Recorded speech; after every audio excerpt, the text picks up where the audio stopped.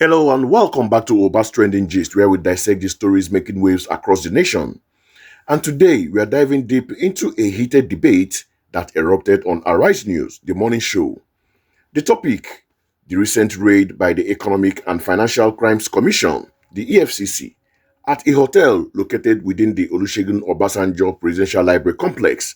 This incident has sparked a firestorm of controversy, with the library management demanding a public apology from the anti-graft agency. Now, let us watch the first part of the intense exchange between Rufai Oseni and Dr. Reuben Abati. So just sit back and take a watch.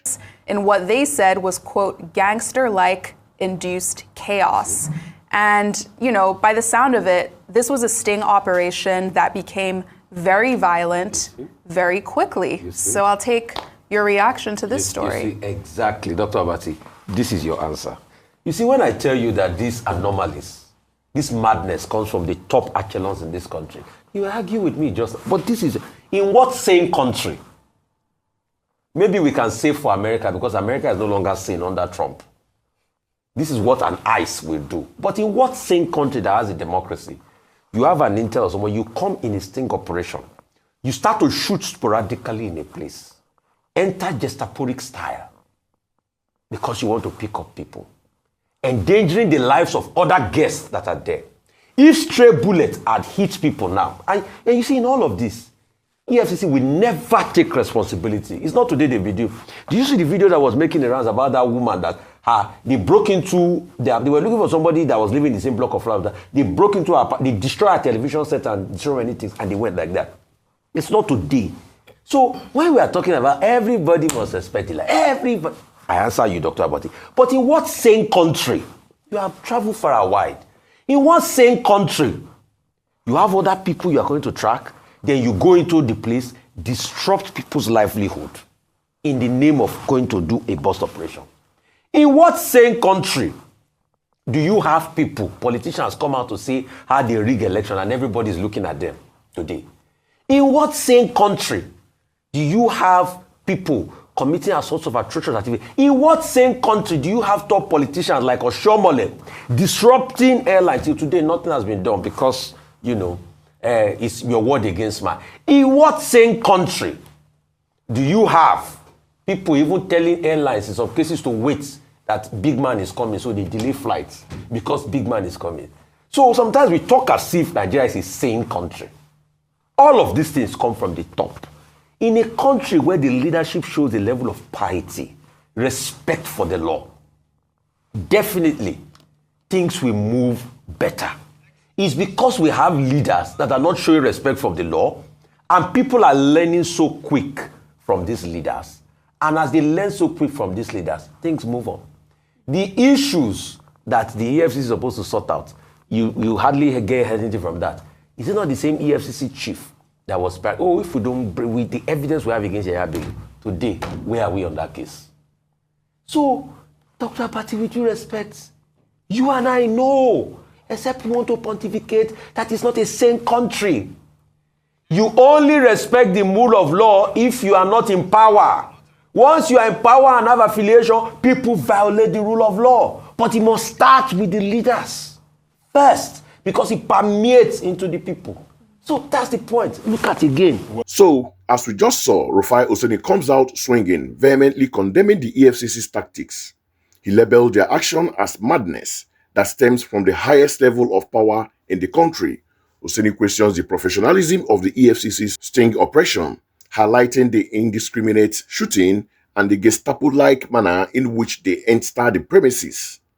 He emphasized the danger posed to other guests and the lack of accountability from the EFCC, referencing a past incident where the agency allegedly broke into a woman's apartment and destroyed her property without consequences.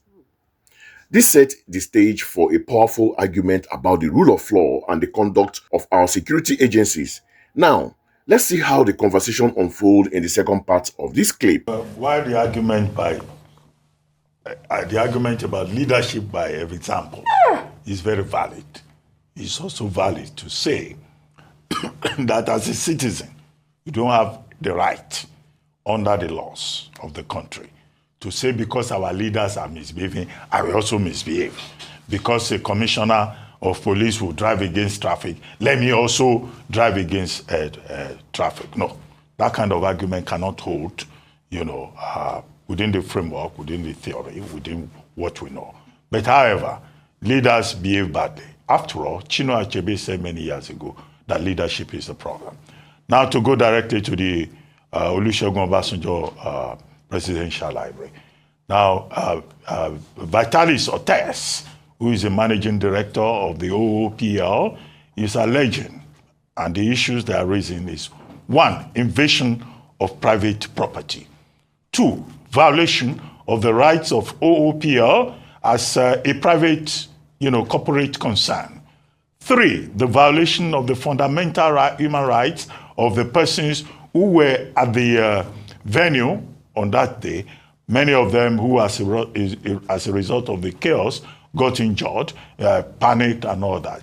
And the Olusegun Obasanjo Presidential Library, they have said, as a corporate entity, they will make appropriate representations to the authorities to protest that this is not the way to act. 1, they said no warrant was presented to empower the EFCC to egress in or egress out of the premises. You can't just invade somebody's premises. That's what they are saying. Now, EFCC says, well, on the other hand, they had contacted the police station and that they had some kind of combined operation. Well, OOPL says that is not true.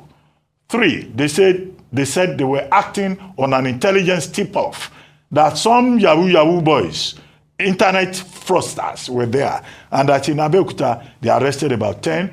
Between Lagos and Abeokuta, they arrested about 90.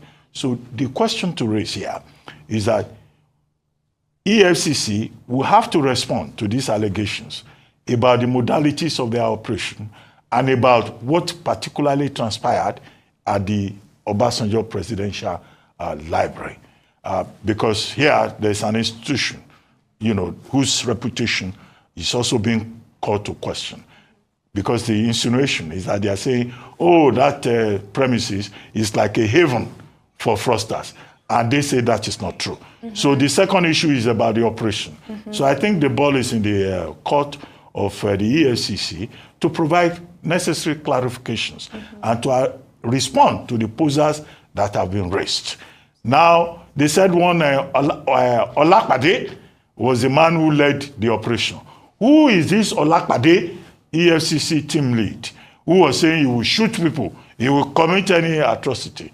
The only takeaway is that, well, EFCC is saying we are no respecter of persons. If it is indeed true that the persons who invaded the premises were EFCC officials, not some people in borrowed garments. Mm-hmm. They are saying, well, whether you are a former president or you are a top musician or whoever you are, we will do our job.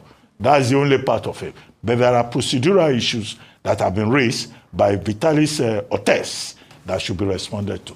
Definitely. In this segment, Rufai Oseni doubles down on his critique of the state of the nation. He repeatedly asks, in what sane country do such things happen? Pinpointing to a broader issue of impunity. He cites examples of politicians openly discussing election rigging and disrupting public service without facing any repercussions. Oseni's central argument is that the disrespect of the law starts from the top and permeates through the society. He believes that the lack of exemplary leadership fosters an environment where lawlessness strives. He directly challenged Dr. Abati, suggesting that they both know Nigeria is not a sane country in this regard and that the rule of law is only respected by those not in power. This entire exchange is a microscope of the larger debate happening in Nigeria today. On one hand, you have the very valid and serious concern raised by Rufai Oseni about the EFCC's method. Law enforcement, even when pursuing legitimate targets, must operate within the bounds of the law and with respect for the rights and safety of innocent citizens. The report of sporadic shooting and a string operation that causes panic and endangers lives are deeply troubling. The management of the Obasanjo's library has every right to demand answers and an apology if the property and guests were put at risk. This incident, as Oseni points out, is not an isolated one, and it speaks to a systematic problem of impunity within some of our society agencies. On the other hand, Dr. Abati's perspective, while not fully articulated in this clip, likely represent the view that no one is above the law. The EFCC has a mandate to tackle financial crimes, and if they have credible intelligence, they are expected to act. The Olusegun Obasanjo Presidential Library, while a significant national institution, is not a sovereign territory immune from the law of the land. The core of the issue, therefore, lies not in whether the EFCC can conduct operations there, but in how they conduct them. The bigger picture here is the erosion of trust in our institutions. When leaders are seen to be lawless, as Oseni argues, it creates a domino effect. The citizens lose faith in the system, and the law enforcement agencies may feel emboldened to act with impunity. The demand for an apology by the Obasanjo Library is more than just about a single incident. It is a call for accountability and a re-evaluation of how our institutions wield their power. It is a demand of a country where the rule of law is not just a catchphrase, but a lived reality for everyone, regardless of their status. And that's our take on this trending gist. What are your thoughts? Do you agree with Rufai Oseni's assessments, or do you think the EFCC's action were justified? Let us know in the comments below. Don't forget to like, share, and subscribe to Oba's Trending Gist for more in-depth analysis. Until next time, stay informed.